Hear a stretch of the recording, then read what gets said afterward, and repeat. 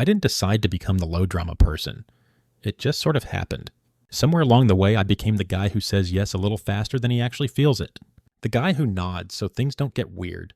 I remember noticing it one night, sitting in my car outside my apartment.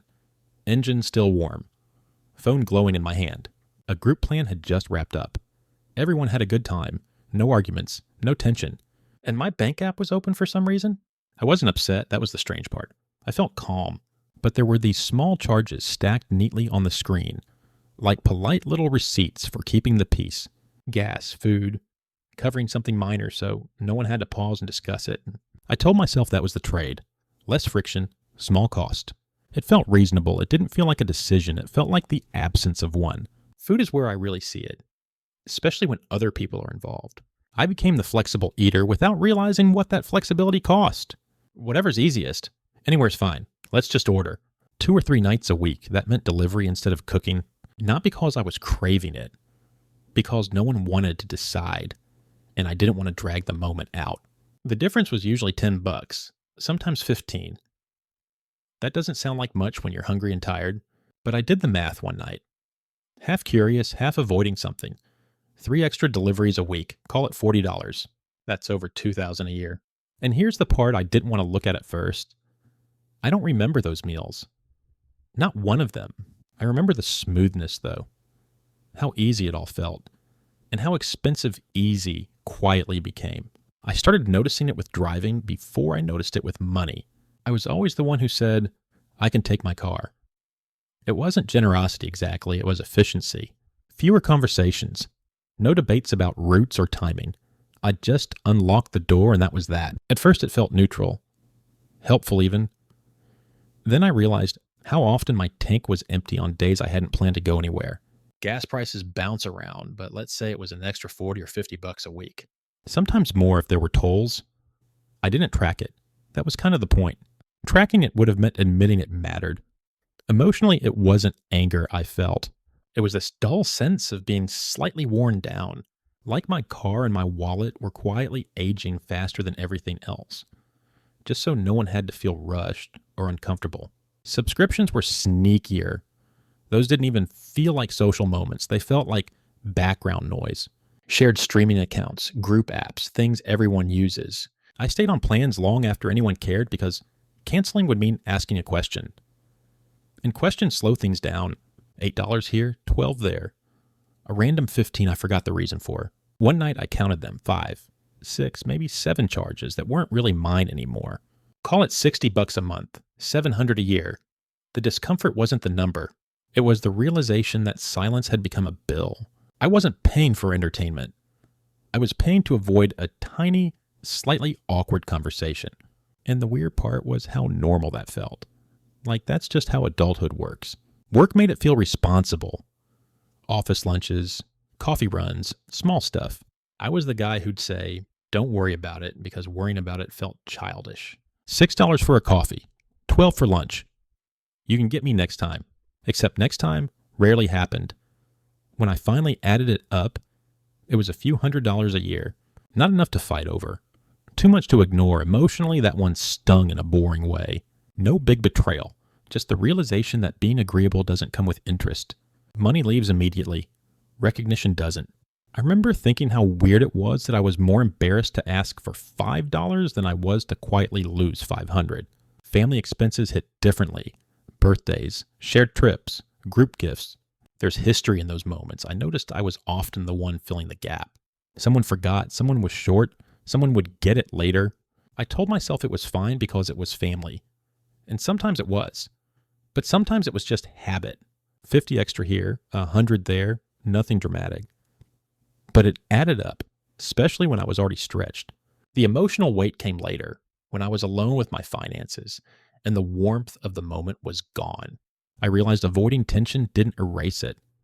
It just moved it to a quieter room, in where I had to sit with it by myself. Upgrades were another trap I didn't see coming.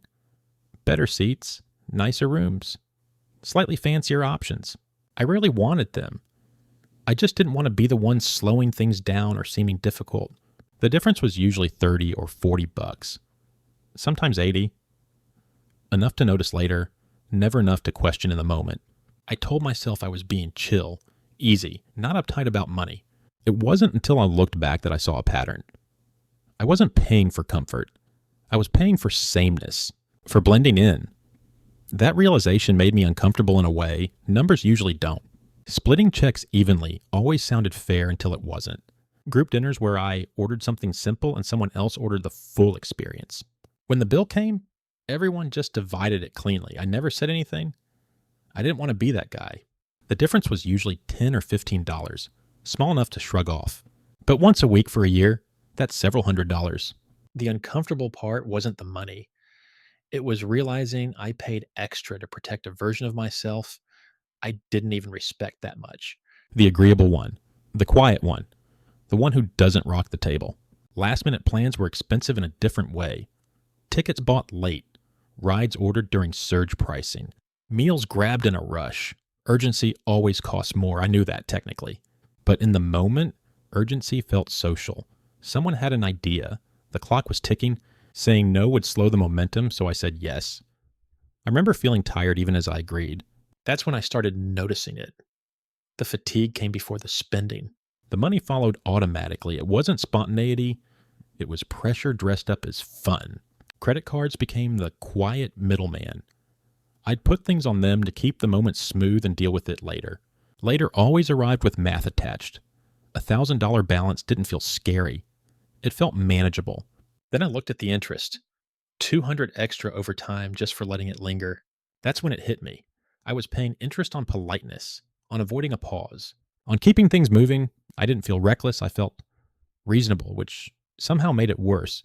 After social exhaustion, I'd spend to recover. Ordering food because I didn't want to think anymore. Buying small things online late at night. It felt like self-care. But when I looked closer, those purchases always followed people-pleasing days.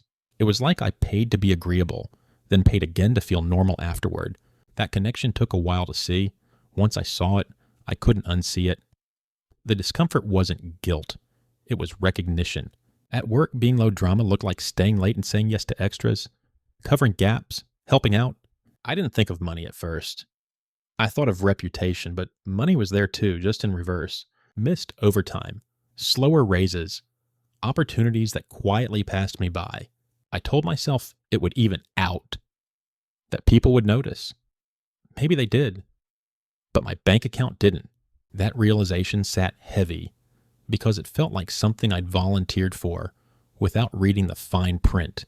Shared living expenses had their own version of this. Groceries, utilities, supplies. I was rarely exact. Exactness felt petty. So I rounded down for others and up for myself. Over time, that rounding turned into real money. A few hundred a year, maybe more. It wasn't about fairness. It was about avoiding a conversation. And once again, avoiding it didn't make it disappear. It just let it grow quietly. Gift giving brought anxiety into it. I'd spend more than I was comfortable with because disappointing someone felt worse than disappointing my budget. Holidays were the hardest. I remember putting gifts on a card, telling myself I'd sort it out later. Later came with interest. The joy was real, so was the bill. Holding both at once felt heavier than I expected. Travel showed me the full picture. Shared trips where I absorbed fees, upgrades, changes. It was supposed to be fun. And parts of it were. But when I got home and looked at the numbers, there was this quiet regret mixed in with the memories. I realized how often I'd avoided rocking the boat by rocking my finances instead. That's not something you notice when you're taking photos. You notice it weeks later when the charges stopped pending. Time started to feel expensive too. Extra errands, extra favors. I didn't connect that to money at first. Then I noticed how often I bought convenience afterward. Takeout, rides, small purchases to get my energy back. Time drained my energy drained my wallet. It was all connected in ways I hadn't wanted to trace. Being known as the chill one became an identity. And identities are expensive to maintain. Once people expect it, you start paying in advance. I realized I'd never renegotiated that role. I just kept fulfilling it. Socially, it worked. Financially, it didn't. Letting go of that image felt uncomfortable, even just thinking about it. I replayed my rationalizations. It's not that much. It'll even out. I believed those sentences. When I finally added everything together, years of small yesies, it was thousands of dollars. Not shocking enough to panic. just enough to sit with in silence. That was worse. Low drama doesn't mean low impact. That was the thought that kept coming back. Money decisions don't need fireworks to matter. Most of mine happened quietly, when no one was watching. Calm has a cost. I just hadn't labeled it before. Sometimes I'm still that guy. Sitting on the edge of my bed late at night, scrolling through my bank app, feeling tired in a very normal way. I see a small number and feel it heavier than it should. I don't have a clean ending for that. I'm still in it. Still noticing. Still figuring out what being easy actually costs.